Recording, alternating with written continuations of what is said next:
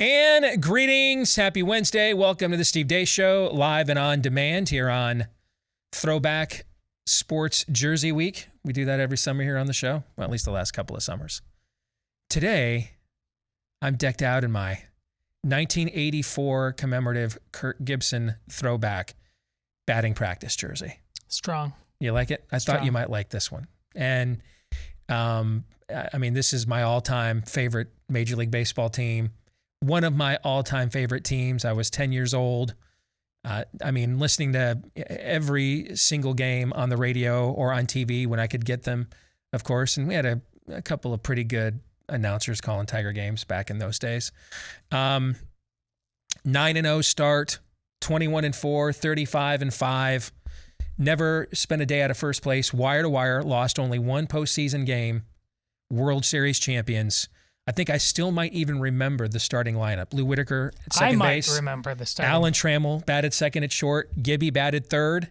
Lance Parrish, the cleanup hitter, the catcher. Batting fifth was Darrell Evans, the DH. Batting Let me sixth. take a shot, just so you know I'm for real. Okay. Was number 6 Larry Herndon? You're close. Okay. You're in the right area. 6'7". All right, he's in the area. Batting sixth was the center fielder, Chet Lemon. Chet Lemon was 6. Batting seventh was Larry Herndon, the left fielder. Okay. Batting eighth, they had it was Dave Bergman, who played first base. I would not have gotten that one. And batting ninth was a platoon. They had Marty Castillo and Tom Brookins. Wow. I just pulled that out, man. The 1984 Detroit Tigers. And then you got what?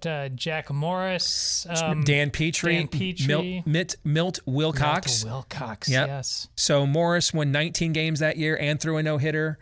Let's see. They had 6 guys won the fan voting to start in the All-Star game, I believe, that year. 5 or 6 guys did.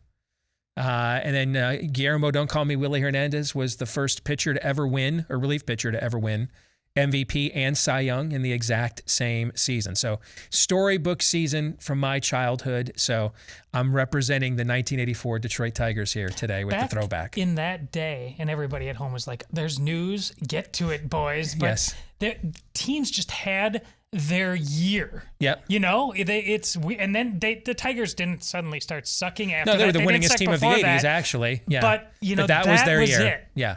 That was their year. I think they actually set the record for most consecutive road wins that year, too, at some point in time as well. So, I mean, that was just a magical season. I was 10 years old. I remember it like it was yesterday. So, all right. I am Steve Deace. That's Todd Erzen. You've already heard his voice. Aaron McIntyre is here as well. Let us know what you think about what we think, whether it's the 1984 Detroit Tigers or anything else. Trust me, if you want news and data, it's coming your way. Trust me on that, okay?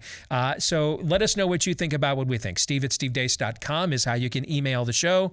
That's DEACE. Like us on Facebook, MeWe, Parler, and Gab. Follow me on Twitter @Steve Deace Show. And if you want free clips of the show that you can sample without any censorship whatsoever, go to rumble.com/Steve Deace Show. Again, that's rumble.com/Steve Deace Show. If you want some good locally grown meat that supports local farmers, family farmers around the country, I finally have had a chance to sample. They sent me one of these Moink boxes a couple of weeks ago, and we've just been so busy, and it's been sitting in the freezer.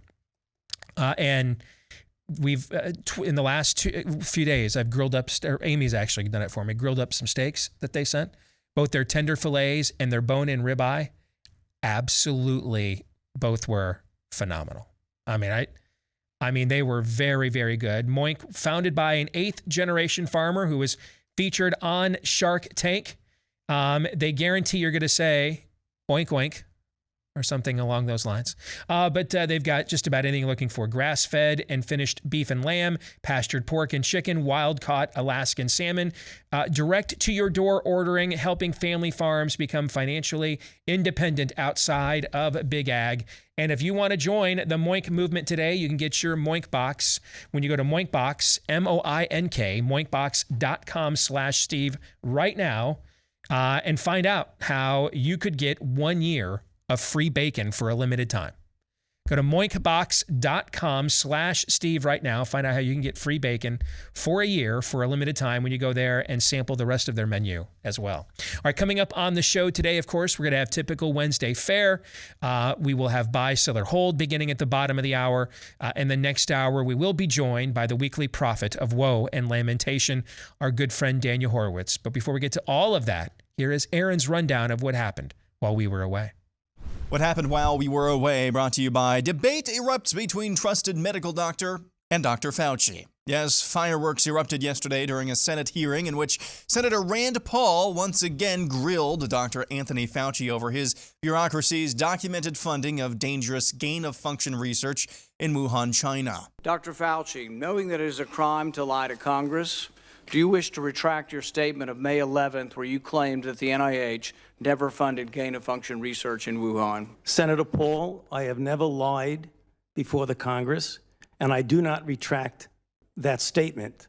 This paper that you are referring to was judged by qualified staff up and down the chain as not being gain of function. From the NIH definition of gain of function, this is your definition that you guys wrote. It says that scientific research that increases the transmissibility among mammals is gain of function. They took animal viruses that only occur in animals and they increased their transmissibility to humans. How you can say that is not gain of function? It is not. It's a dance, and you're dancing around this because you're trying to obscure responsibility for 4 million people dying around the world from a pandemic. And let's let Dr. Fauci. I have to, well, now you're getting into something. If the point that you are making is that the grant that was funded as a sub-award from EcoHealth to Wuhan created SARS-CoV-2. That's where you are getting. Let me finish. We don't know. Well, we don't wait know a minute. If it did come from the lab, but all the evidence is pointing that it came from the lab, and there will be responsibility for those who funded the lab, including yourself.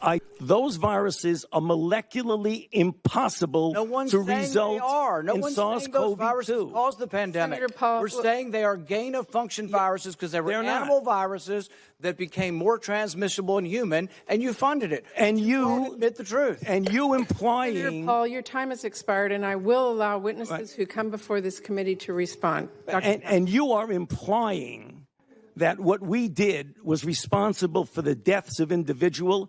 I totally resent that. And if anybody is lying here, Senator, it is you. After that exchange, Senator Paul says he intends to send a letter to the Justice Department regarding a criminal referral focused on Dr. Fauci for lying in front of Congress. Lying to Congress is a crime punishable by up to 5 years in prison. I'll remind you the paper Senator Paul referenced is the same one attached in a panicked email from Dr. Anthony Fauci to one of his comrades at the National Institute of Allergy and Infectious Diseases, Hugh Auchincloss, dated February 1st, 2020, where Fauci said, quote, "Hugh, it's essential that we speak this morning. Keep your cell phone on." He goes on to say, "Read this paper as well as the email that I will forward to you now. You will have tasks today that must be done." The attachment in question was renamed Barrick Shee et al. Nature Medicine SARS Gain of Function.pdf. Moving on, the CDC has updated its data on the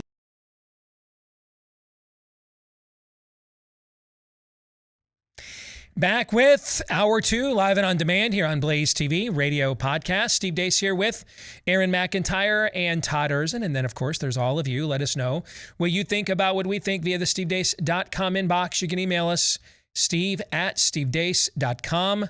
That's DEACE. Like us on Facebook, MeWe, Parler, and Gab. Just look for Steve Deace there.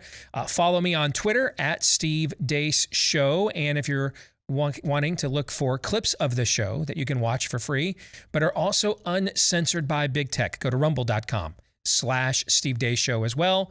That's rumble.com/Steve Deace Show. If you're a podcast listener, thank you. We're looking for you to maybe hit that subscribe or follow button. Depending on which podcast platform you utilize, they might have different words for that there. You can also give us a 5-star review, because the more of you that do that, the more you take part in helping the show's explosive growth to continue, which is why we want to thank the thousands of you that have done this for us already, and urge those that have not maybe to continue and not do that, and instead continue with doing the 5-star review. We would appreciate all of that. Thank you very much. Let's get to one of our favorite segments each and every week at the bottom of the hour. We'll be joined by the weekly prophet of woe and lamentation, Daniel Horowitz. Sorry, I just got distracted by an ad for Olive Garden. Just popped up on screen as I was telling people to give us a 5-star review, and I'm recalling I've not been there in a while, and it looked really good. So I apologize for the distraction. It happens. It happens. Daniel Horowitz, weekly prophet of woe and lamentation, will be here at the bottom of the hour. Buy, Sell, or Hold is brought to you by Omega XL. If you are struggling with pain of the chronic variety, and we're not talking about injury, if you've got an injury, go get it treated. But if you have pain of the chronic variety, stiffness, soreness, achiness that just won't go away, chances are that's a result of too much inflammation in the body. If you're looking for an all-natural anti-inflammatory that's backed by 35 years of clinical research and that I can personally attest to its effectiveness because it's a product that I use each and every day as well, then you're looking for Omega XL. And if you want to try it right now, they've got buy one bottle, and they'll give you the second one for free. Buy one, get one free when you order at omegaxl.com/Steve. Again, head over to omegaxl.com/Steve, or you can just give them a call at 800-844-4888. Again, that's 800-844-4888. And now, of course, it is time for one of our most popular segments each and every week. Buy, Sell, or Hold. Aaron, with a lot of help from his friends, will present to you and me, Todd, a series of statements, predictions, prophecies, lists, what have you. And then you and I will decide, are we going to buy that? Are we selling that? Do we have maybe a good reason why? And then once per episode, we have the option of hitting a hold. But if it's for any reason other than, wow, that is just really so lame, I don't want anything to do with it. If it's for any reason other than that, then you've actually got to figure out how to make Anthony Fauci's hand stop shaking when he's lying. There will be no holds today. Okay, there you go. Aaron. Next or first, Alexander Rogers says at least half of the algorithm conservatives will eventually become Harvey Two-Face. They'll big tech long enough to see themselves become the villain.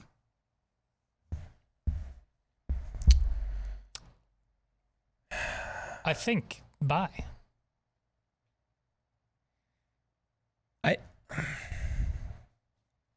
I think this is in the eye of the beholder. For those of you that don't know the term algorithm conservative, and we didn't come up with it, maybe this guy did, actually. We started seeing it show up in our feed from individuals like this. The idea that if you're wondering why some of the conservative outlets or personalities that you enjoy the most on certain issues just tend to be extraordinarily weak.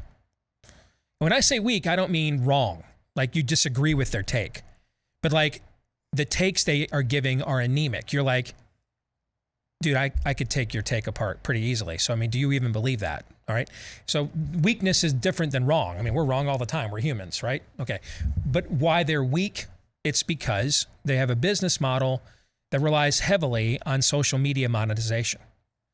And there's always one or two topics that are toxic to your big tech overlords that they don't want them addressed because they most directly challenge their narratives at the time. And so these personalities or outlets tend to shy away from addressing those topics, or they do so in a really milquetoastian fashion while they're going to the mattresses like on everything else. And that's what makes it so noticeable, because they're going to the mattresses on everything else, and there's like these 1, 2, or 3 topics that they're just beyond milquetoasty on, right? That's what we mean by algorithm conservative. They're trying to avoid the landmines that trigger the algorithms that get their pages demonetized, or accounts. That's what it means. The issue with this, though, is that I think a lot of this is in the eye of the beholder. And I don't know that we have any evidence yet that shows anyone's taken a real hit for going down this road. We've seen people rewarded for not doing it. I think our show has been rewarded for not doing it, for not caring. And remember, I was tempted with Karen about there was a juncture last year. I don't remember even when it was. I think I even said on the air, we may have to look at the way we're doing things. And then I think I came in the next day and realized, what in the hell am I doing here? That's not who we are at all. And we just said, screw that noise, right? So, I mean, this is a huge temptation for everyone in our business. But I've seen evidence that us abandoning that and not going down that road has rewarded us from an audience standpoint.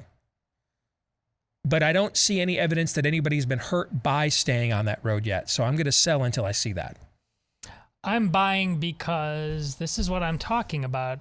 I'm adding on a layer to what you're talking about. But why this is more possible than ever is because of the magical thinking of vaccines and science in general. You have all kinds of people that are espouse our worldview, but when it comes to that part of it, they absolutely don't. I don't want to be seen as a flat earther, and they suspend much or most of their critical thinking skills that got them to the place that they got to on almost every other issue. But on this one, you see all manner of people who are genuinely brave and will be one man. There'll be Leonidas fight and his mighty 300 fighting the whole Persian horde. But when it comes to vaccinations and science in general, they wilt. And so that's why right now this proposition has as good of odds of happening as any other time. I've got one for both of y'all. There is a better chance that Dr. Anthony Fauci will be prosecuted by Merrick Garland and this DOJ than he would be if Bill Barr was still running the DOJ. Oh, I'll buy that. I think because I think we went from. I mean, it might be from 0 to 1%, but just the way. By the way, that's the way partisan politics works in general. Okay, George W. Bush does Medicare Part D, and it's compassionate conservatism. If Bill Clinton does it, it's socialism, right? Bill Clinton does 3 strikes and you're out, welfare reform, and Defense of Marriage Act, and hey, that's brilliant triangulation with your liberal base and America's, socially conservative but big government middle ground, right? George W. Bush or Donald Trump does those 3 things. They're a racist, misogynistic, xenophobic, homophobic bigot, right? So, I mean, if Joe Biden would have done the First Step program or criminal justice reform, as Daniel calls it, everybody in our line of work right now would be losing their damn minds over this, okay? But Donald Trump did it, and so no one other than a few people really know how to address it or what to say because, and what was the net gain? Trump got 1 net point of black votes for doing this or something, right? So that's the way that it works, is that in general, you are able to push your base more to the direction of the opposition than the opposition is in general able to push their own, right? Correct. So I could absolutely see this being the case. But keep in mind, though, those odds are remote. They just go from like 0 to like 1%. Yeah, agreed. Next up, we'll go to Craig, who says there will be a major, and he defines major as dead Americans, a major military conflict between the U.S., China, Russia, or North Korea before the next presidential election. I'm going to sell. And the reason I'm going to sell is because I think these enemies would view it as an unnecessary risk on their part.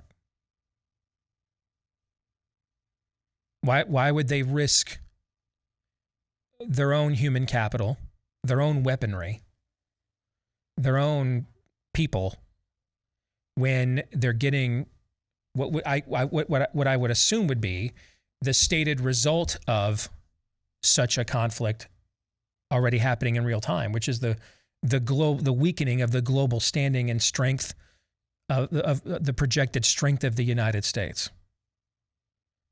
They're already getting that, and we're weakening ourselves on every conceivable level. I don't see what the point is. In fact, I think that could backlash. Actually, I think that could create whatever strain of Americana unity remains, coming right out and putting a face and a flag and everything on it. I don't think we're capable of a post 9/11 response as a people right now. But whatever would be our the closest we could get, I kind of wonder if this would produce that, right? As opposed to just stand back, buy off the NBA, buy off Hollywood. Yes. You know what I'm saying? Oh, yeah. They're getting what they want anyway. We're devouring ourselves as a people as it is. Let that happen. But also, I'm selling for a different reason. You're also late to this game. The military incursion already happened. That's what this was. whether it was intentionally from the get-go or not. Steve, can you remind me who took over the Wuhan lab? The head of the Chinese bioweapons program. There it is. Yeah. This was a military, at the very least, a psyop. Because once it was out, this thing was militarized for maximum gain by the Chinese. At the very least, I believe. They only put an individual like that in charge of that lab so that he could report to them if they would have uncovered any form of a scientific or medical breakthrough that he thought could potentially be weaponized. Mm-hmm. That's the only reason to do it. Next, we'll go to Hunter Lucas, Mount Rushmore of superhero movie trilogies. Number 1, Christian Bale's Batman. I mean, it's all by itself. Christopher Nolan's superhero trilogy. I mean, it kind of just stands alone, doesn't it? I think so, yes. Yeah. I just introduced my 13-year-old nephew to those first 2 movies in that trilogy. He was captivated. Number 2, Captain America. So we're going with Captain America, the First Avenger, the Winter Soldier, and then Civil War, right? Yep. Those are pretty good. That's pretty good. I'm okay with that being number 2. Yeah. Yeah, I'm okay with it. Number 3, Iron Man. I'm just going to be a no on this. I think Iron Man 3 is an abomination. And I think Iron Man 2 is just an okay film. I think that they whiffed on the villain in both cases. The first is they just didn't make him, the first time in Iron Man 2, they just didn't make him compelling enough, whiplash. The third is they tried some kind of a troll and outsmarted themselves to the point that they had to make an apology short film a few years later. The backlash was so great. And now they're going to make a whole film with him as the villain here that comes out in a few weeks. So I'm going to be a no on that. I will buy. It's just Robert Downey Jr. never mails it in. He's just fantastic all the time. I mean, he is fantastic all the time. I agree. Yeah. Number 4, Thor. What are the other underrated if we're down choice? At Thor at number 4, though, what are our other choices for a trilogy? So what are we missing for like a superhero trilogy? Yeah. You could have had, there was, even though they had different actors, they weren't even a trilogy. There was a 4th film with George Clooney as Batman, but you would have the 2 Michael Keaton Batmans and the Val Kilmer Batman Forever, which I think is an underrated movie, actually. What about Superman? Superman, I was actually going to include that because I think the first 2 are phenomenal. Yeah. The third one, even though it's not a great film, Richard Pryor is actually pretty good in the film. That's the one where he's like the computer programmer. But the first 2, which were filmed, and this was revolutionary at the time. Superman 1 and 2 were filmed pretty much at the exact same time, and then there was a fallout with the director Richard Donner, who just passed away, and so they brought another director in to kind of reshoot some of that movie. But still a lot of what Donner shot is still in Superman 2. But I think the first 2 films are so good. I think it's the inverse of Iron Man, where I love the first film, the second film's okay, the third film you're like, what is this? I think the first 2 Superman films are really good, and even if you think the third one's not that good, it still has some pretty good moments with Richard Pryor. So I've got to put that in there for me. Yeah, I'd have no problem with Superman and the original Batman 4. Mm-hmm. Yeah.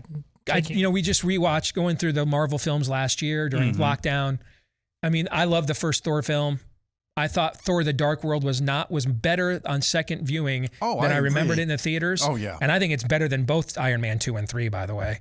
And you guys know, I friggin' love Thor: Ragnarok. I love the film. I love it's funny. I love the vibe. I love the music. I love the movie. I think it's almost flawless. Watched that again last week, and it gets better. It gets better on repeat viewings as well. Next, we'll go to Ray Pyle. The best historic Big Ten versus Pac-12 matchup in college football is Washington versus Michigan. Oh, I think you got to sell on that. I think it's probably got to be like Michigan and USC. I mean, that was the very first Rose Bowl. It could even be Ohio State and USC. But I got to sell on it being Michigan and Washington. I got to sell on that. I'm selling just because I'm taking the field. That doesn't ring true as just obvious in any way. Next, Grant Johnson, top 5 most quotable movies of the last 30 years. 5 Step Brothers. I got to sell. It's okay. But I mean, I've not spent a lot of my time over the last, how long? 30 years. 30 years? Oh, then that's a hard sell. Come on, man. Shout out to my brother. I know he thinks that's hilarious. I haven't even seen it. It's okay. I haven't seen it. It's okay. Yeah. Number 4, Napoleon Dynamite. I'm in on that. I'm so in. I love the film. The last 30 years? Sell. Number 3, Forrest Gump. Buy. I'm okay with that too. I'll buy on that. Yep. Number 2, Wedding Crashers. I don't know if I've even ever seen it, or if I have, I barely remember it. So I got to sell on that. Number 1, The Hangover. I think I've only seen the Tyson scene in this film. I don't really know the rest of it. Lord of the Rings. None of the Lord of the Rings are on this list. That's not good. This list is just too. If you Comedies, did a subgenre thing, I could have. Right, right. You need to broaden, spread the wings a little bit. Next, Heather says, another Mount Rushmore, all-time movie villains, Principal Rooney and Ferris Bueller's Day Off. So. All time? See. Like forever? Yeah, I know. Come on, no. Yeah, I'm going to sell too. More politely than Todd just did. Dr. Evil. You know what? I'm okay with that one. I mean, he carried like 3 or 4 films. Okay, I'm okay with that. It wouldn't be like on my list, but I'm not like offended or mystified like I was by the first choice. I see what she's doing here. Again, we're in a subgenre, so this time I'm just going to accept whether I'm going to put you in a subgenre just so I can take this seriously. I will buy. President Business League. This is the most random list that we've ever featured. We'll move on. Yeah, President Business is kind of redeemed, as I recall. Yeah. Right? Did it say Penguins of Madagascar? They're fantastic. I love those movies. Critical Acer says Mike Pence is less likely to be on the 2024 GOP ticket than Kanye West. Buy from your lips to God ears. I'll buy on that. Yeah, I'm a buy. Adam says, what a growing number of Christ followers think to be empathy is nothing more than acceptance of the spirit of the age. Bye. Oh, that's a great take. And here's what's sad about it is, as we've talked about, I've said this on the show in the past few years, I think that other than critical thinking, I think the number one thing lacking in our culture right now is empathy, you know? And the institution that is uniquely positioned to model what a proper and rightful understanding of that, I think has often conflated it with exactly what Adam just said, which is just accepting of the spirit of the age, being okay with it, or being it's not my problem, kind of a dismissiveness with it. So I think that's a great take, Adam. Next up, Jeff Townsend. The most useless statistic in sports is the distance a home run ball is traveled. I don't know.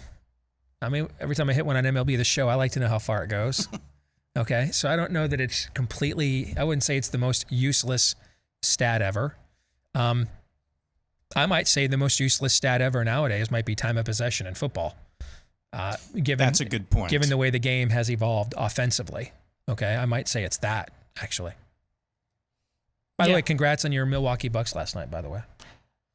Look, I'll take it just because Giannis is a cool dude. I am, I can't, I'm that guy. I can't just jump on the bandwagon because I'm not an NBA fan, and I can't even, we couldn't even watch the games here, man, because of that stupid Channel 5 thing. ABC is. Oh, is that off of your cable news network? Because it was on my DirecTV. It's been off forever. Really? So it's not on MediaCom? You need to get YouTube. I didn't know that. You got to get YouTube TV. Okay. Wow. Better get that fixed before football season here, bro. Sean Griffith says everybody sucks and I hate everything. I think you're probably better off. I'll buy. You might be better off starting from that premise in this day and age, and then working your way off of it when events present themselves to say it's not justified. But then we can't do our Friday overtimes if we believe this. The it's best just of the worst. Week and worst. It's just the worst and the worst of the week. No, I gotta sell. You know what? Even though there's plenty of times, brother, I share your sentiment. Yes. From a worldview standpoint, I have to reject that level of nihilism as fundamentally tempted as I am by it. So I will sell, even though I'm feeling you, dog. Sherlock Sproul says, as a whole, the Mission Impossible series of movies is better than the James Bond series. I will buy. don't diminish James Bond for how long it's done what it's done. And even if you look back, I mean, there's a Roger Moore skiing scene, which is so ridiculous when they show the close-up because it's just him in like goggles doing this and this. but come on, they're classics. They're absolute classics. So I will simply say that the bar was very, very high and set by James Bond. And believe it or not, Tom Cruise in Mission Impossible, in my estimation, keeps serving up fun stuff that also is brought everything in terms of how you film a movie and the craft. Yep. But it's not diminishing. I think I agree with everything you just said. I would buy the proposition, even though I'm not a huge James Bond fan, only because I just think there's been too many of these movies, and too many of them that are cheesy. But I completely understand and recognize the legacy and what it means and the careers that it has spawned and things of that nature. So I think we can give this take that we can agree without diminishing the legacy of the Bond movie series. So I'm with you.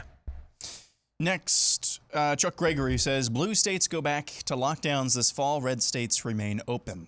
Bye. I will sell. I don't think you will see lockdowns by and large again. I don't think that there is almost any appetite for it in the country now that everybody has been granted and restored their freedom again. I certainly could see more people attempt, more counties and blue areas to do what LA County is trying to do right now with a ridiculous mask mandate, despite 69% of its 16-plus aged population being vaccinated. That I could see in some isolated areas. But I don't believe we're going to see in blue states anything resembling a lockdown like what we saw last year. They may even call it that, and it might be some kind of a curfew or something. But the idea of a stay-at-home order and things of that nature, I don't think we'll see those anymore. I don't sense there's any appetite for them whatsoever. Next. Now, this one is interesting. Bacon says Rand Paul will get Fauci to admit he ordered the code red. I like the way you have framed this. And you see how viciously, maybe that's not the right word, vociferously, let's go with a different V word, Fauci, let's say defends or obfuscates. Mm-hmm. This is not necessarily, now he might be a sociopath, but there is still somewhat of a conscience there, if you catch my drift.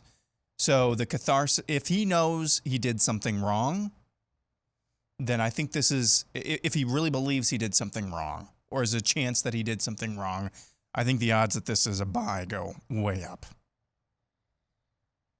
What's your answer on this? I'm trying.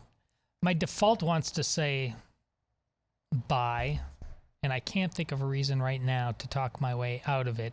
If there's enough time, and Fauci, but Fauci would have to keep putting himself in this position,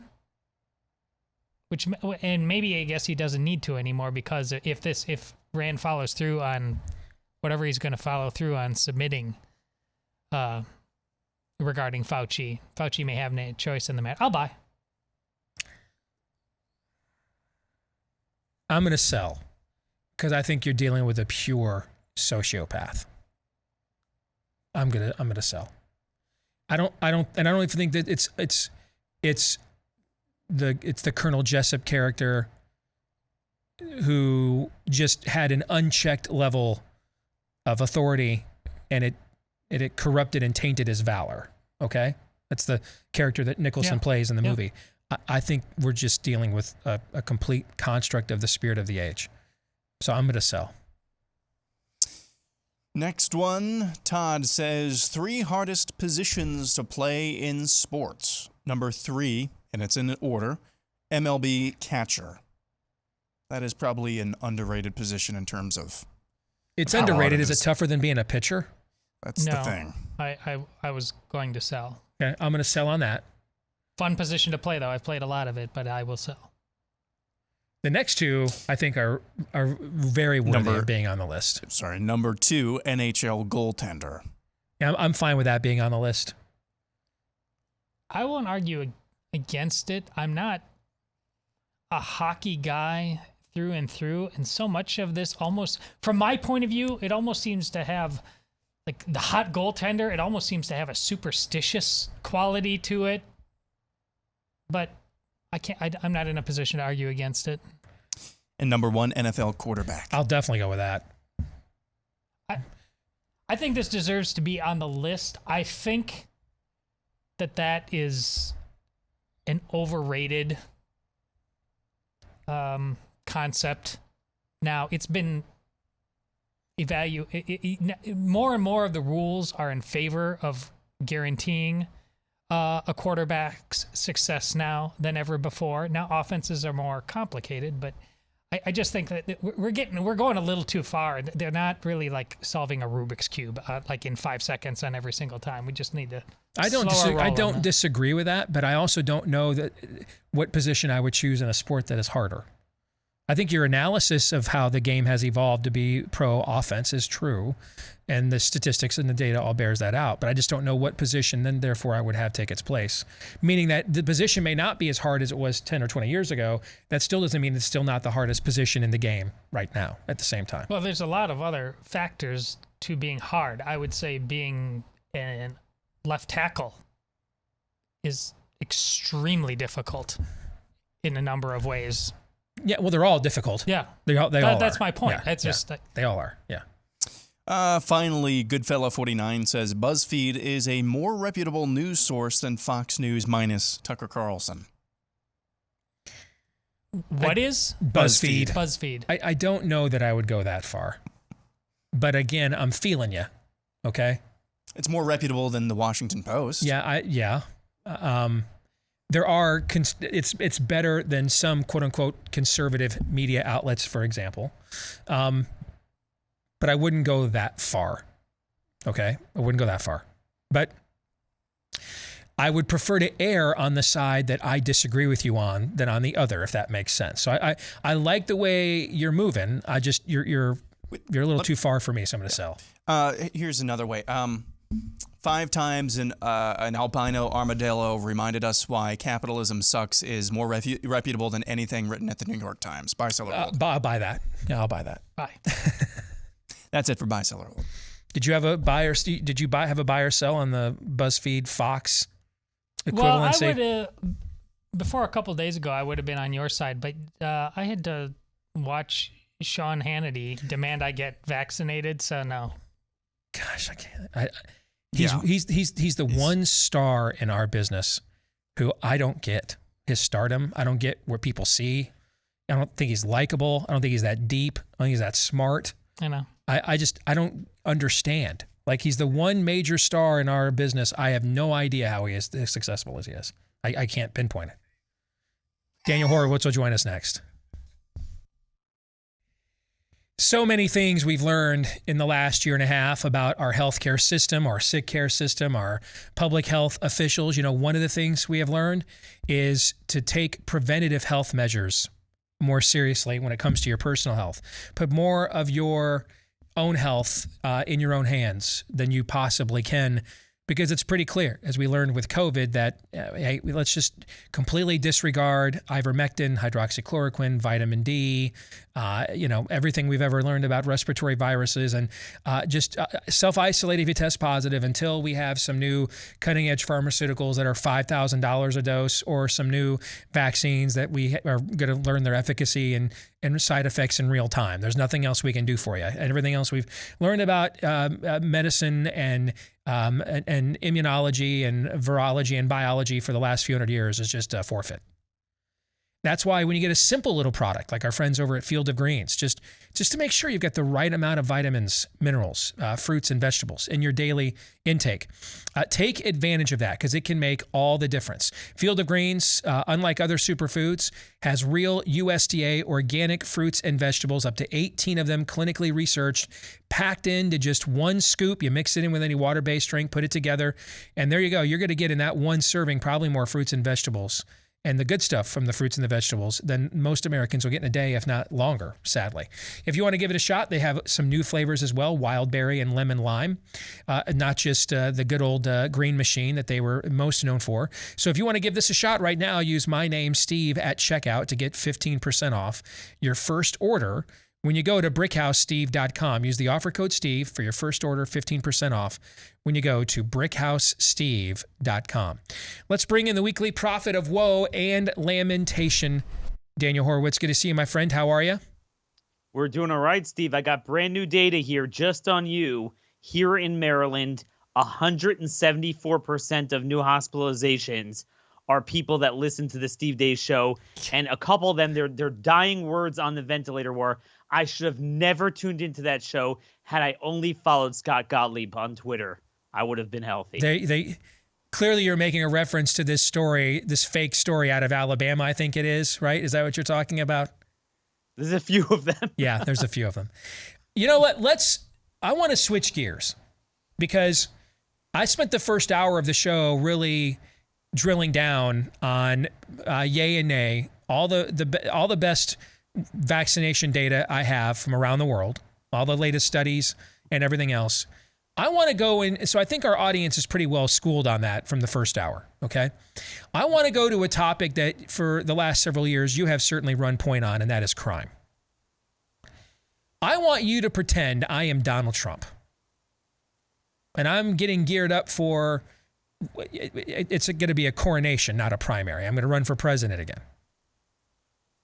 And you are given 10 minutes alone with me to talk about the First Step Act, my crime messaging, what's gone on in blue cities. I saw Trump said yesterday, one of the biggest regrets of his presidency is he should have gone ahead and sent the military into the cities last year like we wanted him to, for example, okay? So if you had 10 minutes alone with me to make your crime pitch about my crime policies and how they conflict often with my crime messaging, what would you say?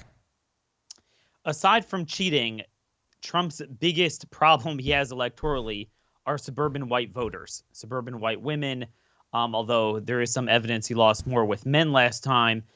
And here's the deal, the Donald.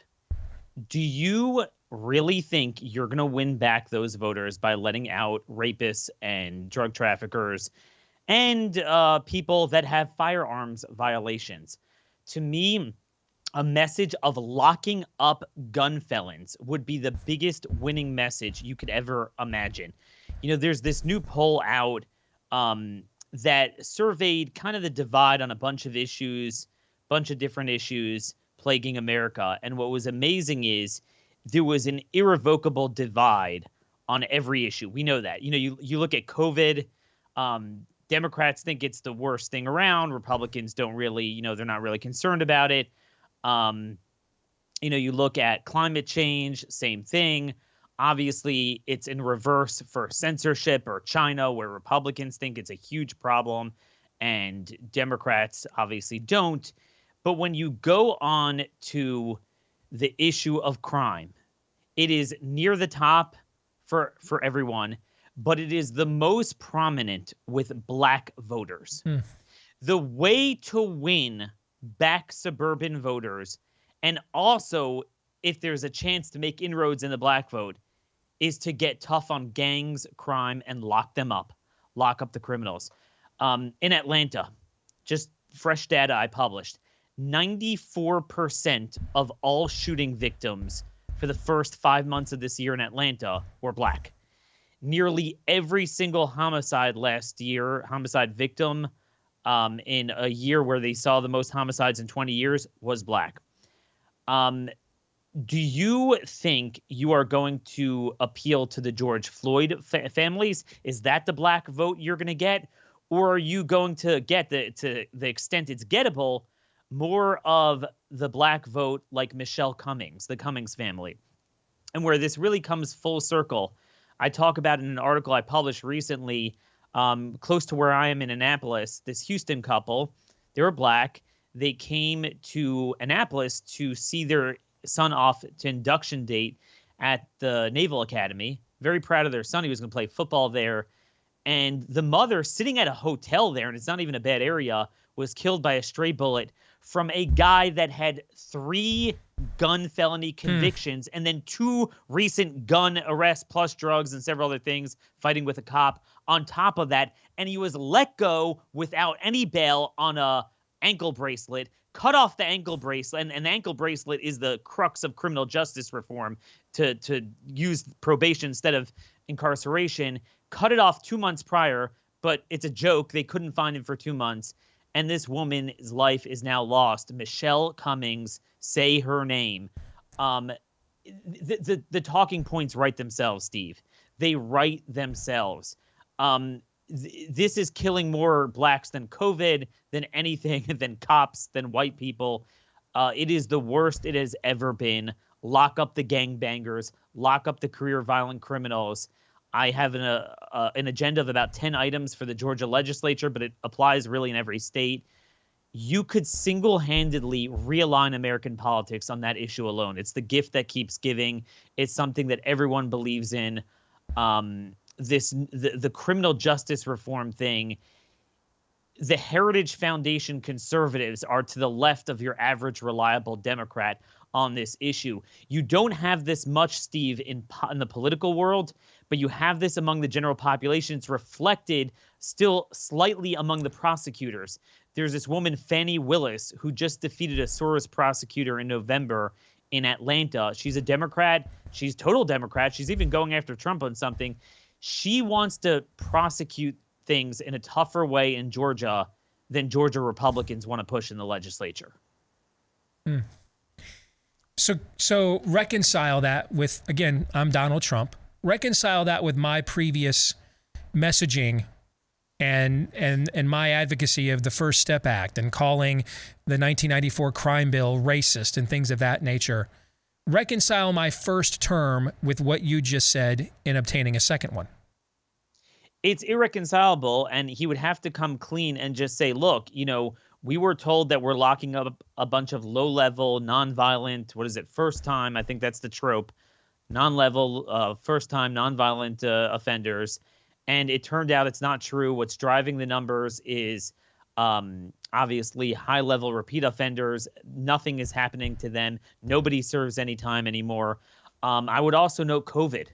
People don't realize, and I think, Steve, this is a good point to merge the two big issues of our day. When we talk about the unimaginable cascading effects of death, like, drug overdoses, different things from lockdowns and panic, we're going to have death from murder and mayhem. Do you know why, Steve? We have, just in King County at Seattle, Washington alone, we have 3,000 violent criminal cases pending in Superior Court there, 400 sexual assaults, 250 murders. And if they don't get to them soon, they will be dismissed. People don't realize it's not just the release from jail. There's a number of new murders, robbers, rape, whatever. They're not being prosecuted because we locked down the court system too for a while. So there's a massive backlog in that. The prison population, the incarceration population has dropped almost 25% just over COVID. And that was preceded by, depending on the state, 3 to 5 to 7 years worth of existing declines from jailbreak policies. So that pendulum has swung so far the other way that even if you're weak on crime, a blind man could see what's going on. So you would make the case to him then that living up to his original 2016 campaign language on this could be the key to unlocking for him a second term as president. And particularly proposing mandatory 30-year sentences for those convicted of serious felonies who are then caught with a firearm or committing a crime with a firearm. So you flip the premise, the gun language premise right back on them and say, we're going to actually come after people who illegally own guns and then use them for violent crime even harder than you are. Exactly. Basically, the story of every major city in America, certainly where I live, maybe not so much in Iowa, but where I live, are juvenile carjackers that they don't just illegally carry the gun. They kind of like assault someone with the gun. Mm-hmm. And that's a low-level crime. They get off, they get deferred judgment, and then they rack up 2 or 3 more of them before you even have the trial on the first one. We have a Vietnam War veteran, also someone who is black, that was just killed in a carjacking in Chicago by such an individual that had that exact profile. That is the story. We are not enforcing the laws against gun felons. So in other words, as long as you have a criminal record and you assault someone with the gun in these big blue cities, but some red states too, then it's totally open carry. I mean, it has shocked me how Republicans have not crushed the left on that point. But the problem is they so badly hate prison. They hate incarceration. They so badly don't want to add to those numbers that they will not message it. And look, what greater infrastructure project than building prisons? Build the prisons. We need a lot more of them. Anything else you would say to him to kind of draw you to drive your point home? To kind of conclude your overall perspective on this. Yeah. So now that we identified the policy, well, personnel is policy. So if you're going to run again, you need to actually hire people that are in the prosecution world, not Jerome Smith, who was his top jailbreak guy, who recently wrote an op-ed co-authored with that drug trafficker, Alice in Wonderland, whatever her name is, Alice, the drug trafficker they let out from Tennessee, noting how all the people they let out on COVID jailbreak should remain out of prison.